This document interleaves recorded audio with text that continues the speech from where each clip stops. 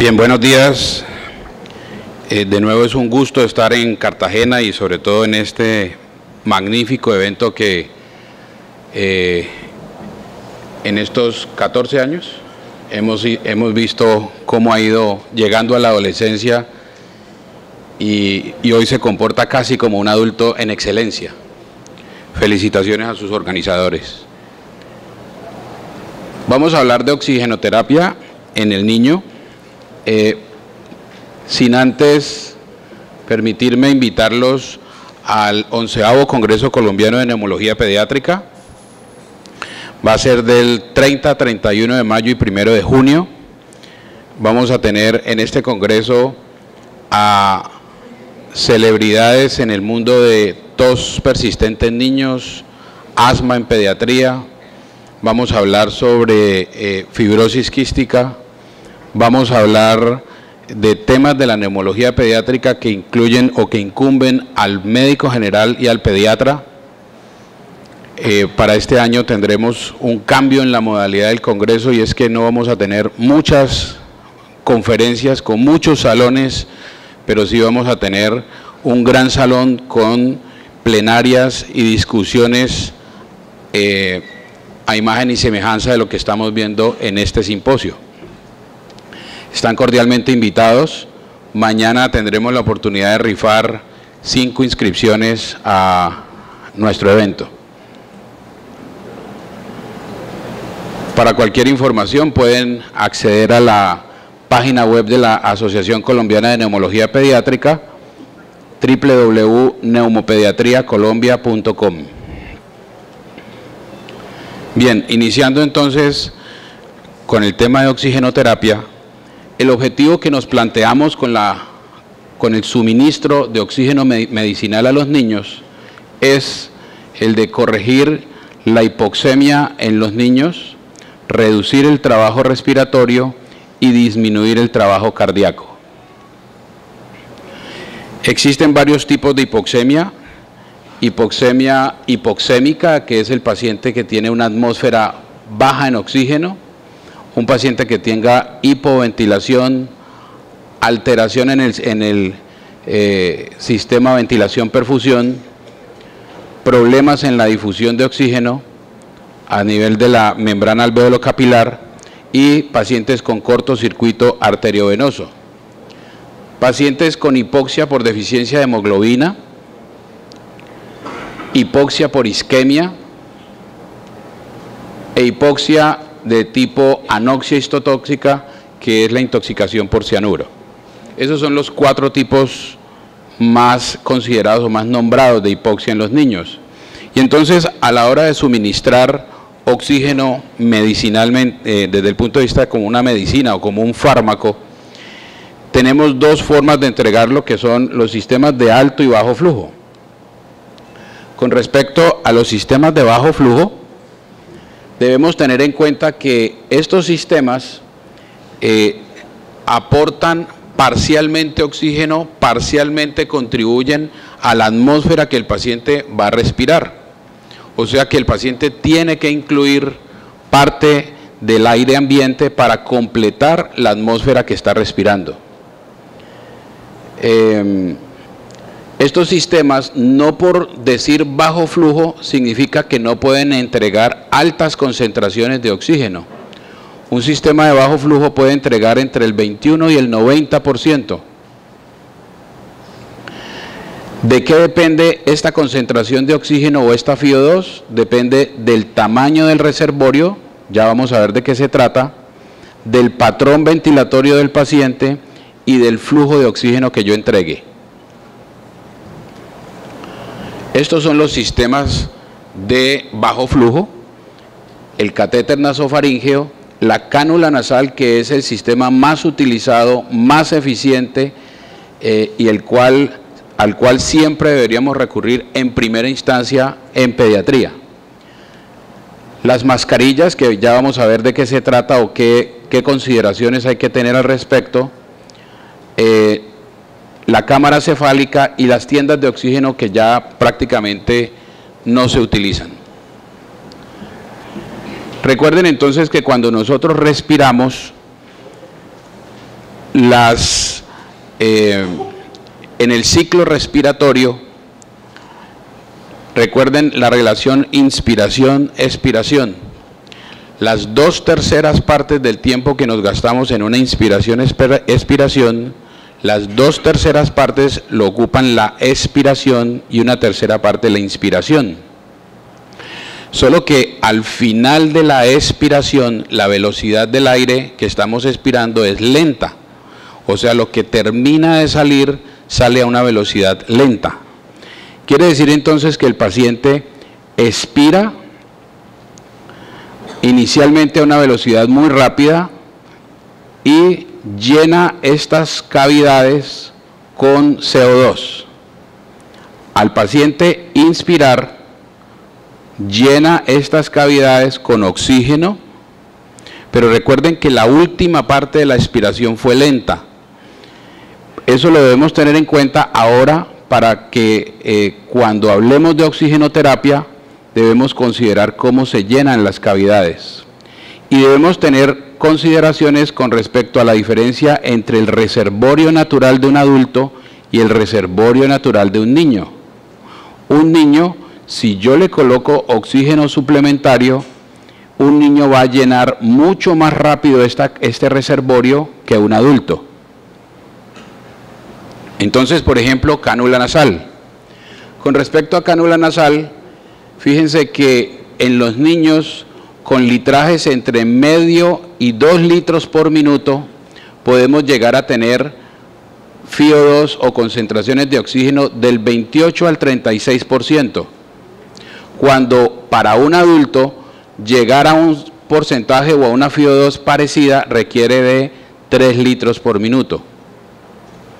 Quiere decir que con los niños, cánula nasal a máximo 2 litros por minuto estamos suministrando una muy buena FiO2. Importante en la cánula nasal asesorarnos, y en general de oxigenoterapia, asesorarnos de personal que sepa de oxigenoterapia, y el profesional entrenado para la parte de oxigenoterapia es la terapeuta respiratoria o la fisioterapeuta con énfasis en terapia respiratoria. ¿Por qué necesitamos de un profesional desde este punto de vista? Porque cometemos errores simples que generan fallas técnicas muy grandes. Por ejemplo, algo tan simple como colocar los nasales al revés. O algo tan simple como que parece que al niño le molesta mucho los nasales y enfermería viene y los recorta. Entonces es muy importante que un profesional en oxigenoterapia asesore al paciente que está recibiendo oxigenoterapia. La cánula nasofaríngea es una sonda de alimentación número 5 u 8 que se introduce por nariz, llega hasta la nasofaringe y desde allí comienza a suministrarse oxígeno a litrajes máximo a 2 litros por minuto, máximo. Y con respecto a la cánula nasofaríngea hay que tener un cuidado importante, y es que estas son cánulas para utilizar en adultos, pero cánulas para utilizar en niños, que es esta sonda que recomiendan número 5 u 8, si yo no calculo bien la distancia de la sonda y la punta de la sonda llega a tocar la laringe, ese paciente va a hacer un laringoespasmo muy severo, y aquellos que hacemos broncoscopia nos damos cuenta cómo cuando entramos a hacer la broncoscopia, con solo medio tocar la epiglotis, el paciente puede hacer laringoespasmos muy severos, y por eso necesitamos un anestesiólogo al lado que relaje el paciente y revierta el laringoespasmo. O sea que debemos tener mucho cuidado en introducir cánulas nasofaríngeas que no hemos medido adecuadamente la distancia correcta para el paciente, y es medir de la nariz a la oreja, y esa debe ser la longitud de lo que estamos introduciendo. Entonces, cánula nasal, cánula nasofaríngea son los dos sistemas que en pediatría son más eficientes, son los dos sistemas que con menos problemas podemos utilizar. Con respecto a las mascarillas requieren para entregar una FiO2, pueden llegar a entregar FiO2 por encima del 60%, pero para eso necesitamos flujos de oxígeno de 5 a 8 litros por minuto. Si yo subo de 8 litros por minuto, no voy a obtener más FiO2. O sea que debemos aprender bien que la mascarilla para suministro de oxígeno de 5 a 8 litros por minuto y tener una FiO2 alrededor del 60%, esta mascarilla además debe tener, es la mascarilla de huecos pequeños. Otra razón por la cual tenemos que acudir a fisioterapia o a terapia respiratoria, porque si utilizamos máscaras inapropiadas, no vamos a tener realmente esta FiO2. Al utilizar una máscara, lo que estamos haciendo es complementando el reservorio natural del paciente. Es decir, el paciente tiene este reservorio que está lleno con el CO2 que expira más el oxígeno que le estamos entregando. Pero yo adicionalmente le puedo entregar un ambiente, un reservorio artificial cargado de oxígeno. Esa es una mascarilla simple, o puedo utilizar una mascarilla con una bolsa de inhalación o reinhalación, que consiste en lo siguiente.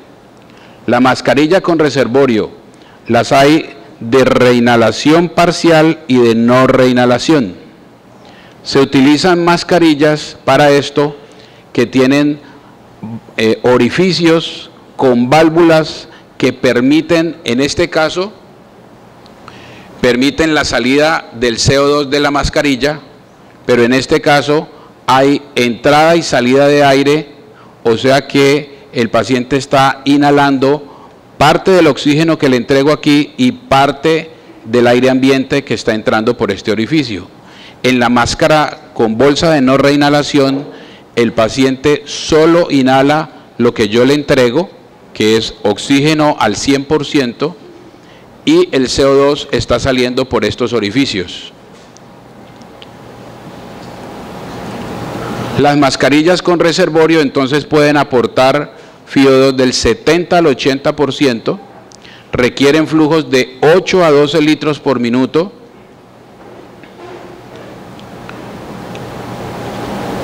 La cámara cefálica, tenemos dos opciones, que es alimentar la cámara cefálica con simplemente una línea de oxígeno que me entregue 8 a 10 litros por minuto. Este es un sistema de bajo flujo, aporta del 70 al 90% de FiO2, pero también podría alimentar esta cámara con un sistema Venturi, como lo vamos a ver ahora.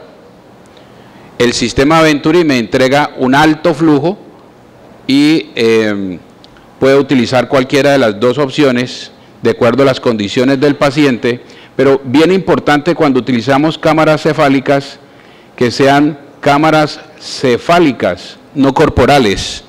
Y entonces vemos bebecitos en una cámara hiperbárica metidos todo el bebé dentro de la cámara, o cámaras cefálicas no ajustadas apropiadamente con grandes escapes que distorsionan lo que yo creo que estoy entregando. Hay cámaras cefálicas que tienen en la parte superior una ventana, y entonces cada persona que llega a darle una valoración al paciente cierra un poco la ventana, abre un poco la ventana, y cada cual opina al respecto, y entonces estos pacientes realmente no tienen una oxigenoterapia adecuada. Vuelvo y les insisto, la oxigenoterapia debe ser suministrada por personal capacitado para esto. Estas son entonces las diferencias en los sistemas. Fíjense cómo hay tablas que muy claramente nos muestran los litrajes que debo utilizar, las FiO2 que podemos llegar a suministrar, tanto para cánula, máscara y máscara con bolsa de reinhalación y no reinhalación. En cuanto a los sistemas de alto flujo, entonces el Venturi es el sistema que se encarga de suministrarme altos flujos. Gracias al principio de Bernoulli, en el que dice que si yo coloco un flujo a alta velocidad por este canal central, las presiones cambian en las paredes laterales y entonces hay mayor influjo del aire ambiente y una muy buena mezcla en el interior de la mascarilla con un flujo bastante alto. Para lograr suministrar un Venturi, podríamos utilizar mascarillas con huecos pequeños o mascarillas de huecos grandes. Depende de la FiO2 que el paciente necesita, depende del Venturi que voy a utilizar. Es decir que existen diferentes equipos para suministrar oxígeno por Venturi y cada uno de estos equipos viene calibrado para que nos diga a qué litraje debo colocar el flujo de oxígeno para lograr determinada FiO2. Finalmente déjenme mencionarle algo que es lo que está apareciendo ahora ahora de 15 años para acá, que son el uso de cánula nasal de alto flujo.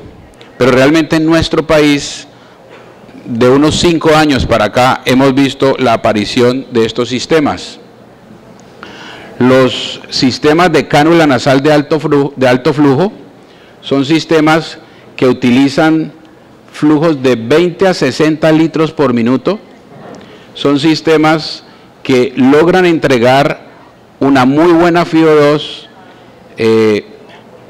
con factores controlados como la temperatura, la humedad.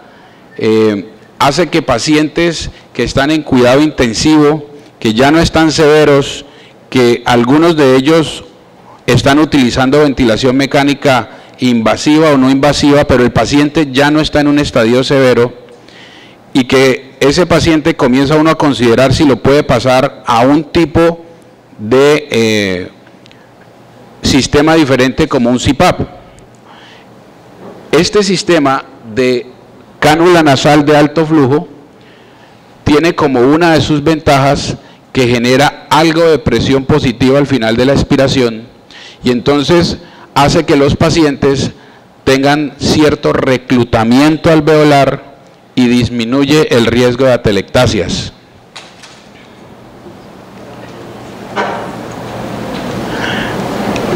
Algunas asociaciones a nivel mundial ya lo están considerando no solo para utilizarlo a nivel de cuidado intermedio, cuidado crítico en el paciente que se va a destetar de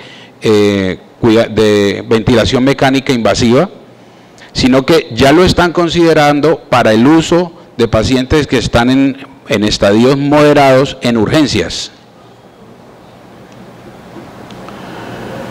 Entonces, cuando suministramos oxígeno, debemos considerar que estamos administrando un medicamento. Y administrar un medicamento requiere que nos ajustemos a las dosis correctas, que monitoricemos correctamente el suministro del oxígeno. La mejor o la más fácil, el método más fácil para monitorizar a los pacientes con respecto a oxigenoterapia es la pulsioximetría, teniendo en cuenta que pacientes que a nivel de Bogotá, 2.600 metros sobre el nivel del mar, con pulsioximetrías menores al 88% y signos de dificultad respiratoria, deben utilizar oxígeno suplementario, y pacientes a nivel del mar con saturaciones por debajo del 93-94%, con signos de dificultad respiratoria, en esos pacientes debemos considerar el suministro de oxígeno. Podemos monitorizar el suministro de oxígeno con gases arteriales, pero como les digo, en general esto se limita para el nivel crítico, y preferimos utilizar la oximetría de pulso. Cuando hacemos oximetría de pulso, recuerden que al colocar el pulsioxímetro hay que tener algunas recomendaciones o algunas cautelas, como son que por la oximetría de pulso podemos obtener datos errados cuando hacemos presión sobre los miembros, ya sea miembros superiores o miembros inferiores. Debemos evitar que el paciente tenga las uñas pintadas. En niños, en teoría eso no se ve, pero sí. Debemos garantizar que el sitio donde vamos a colocar el pulsioxímetro esté bien vascularizado y esté a una temperatura adecuada, no un miembro distal muy frío. Cuando utilizamos un pulsioxímetro, los hay muy sofisticados que nos muestran ondas, las ondas del pulso, y entonces debemos asegurarnos que el registro sea regular, y una vez que veamos un registro regular, ese es el dato que vamos a tomar. Pero si vemos unas ondas completamente irregulares, no se ha logrado estabilizar el registro, ese dato es falseado. Tenemos medidores de saturación de oxígeno manuales pequeñitos que no nos muestran las ondas de pulso y que tienden a llevarnos a muchos valores errados. ¿En qué pacientes utilizamos oxígeno? En pacientes con enfermedad pulmonar crónica neonatal o displasia broncopulmonar, en pacientes con bronquiolitis tipo bronquiolitis obliterante o pacientes con bronquiolitis complicada, los niños con cardiopatías congénitas con hipertensión pulmonar, la hipertensión pulmonar secundaria, enfermedad pulmonar, en pacientes con enfermedad intersticial, los pacientes con fibrosis quística que están en cierto estadio, algunos pacientes parecidos a los de fibrosis quística como los de síndrome de Silly móvil o inmunodeficiencias que tienen bronquiectasias múltiples, los pacientes con síndrome de apnea obstructiva del sueño, generalmente con adición de un sistema de ventilación mecánica no invasiva o ayuda de sistemas de presión positiva, algunos pacientes con condiciones neuromusculares, pacientes con restricción de la parte respiratoria por alteraciones de la pared torácica. Entonces, importante, cuando estamos suministrando oxígeno por cánula nasal y vimos que con solo de medio a 2 litros entregamos una muy buena FiO2 para el paciente, importante tener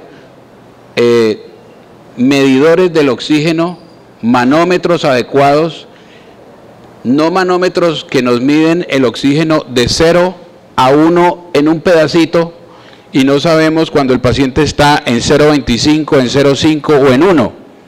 Y entonces comenzamos a titular el oxígeno de acuerdo a la velocidad de las burbujas. Eso no debe ser. Los niños ameritan manómetros adecuados.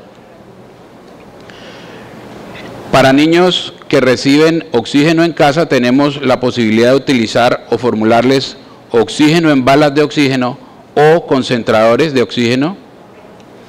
Para la movilización de los pacientes, balas de oxígeno, concentradores de oxígeno y oxígeno líquido que es fácilmente transportable.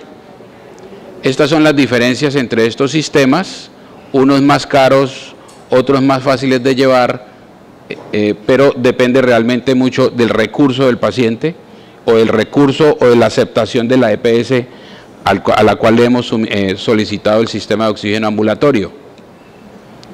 Entonces, vuelvo y les insisto, oxigenoterapia es algo que debemos formular como un medicamento, que debemos asesorarnos de un buen profesional que sepa de oxigenoterapia, y ese es el caso de la fisioterapeuta y la terapeuta respiratoria. Muchas gracias.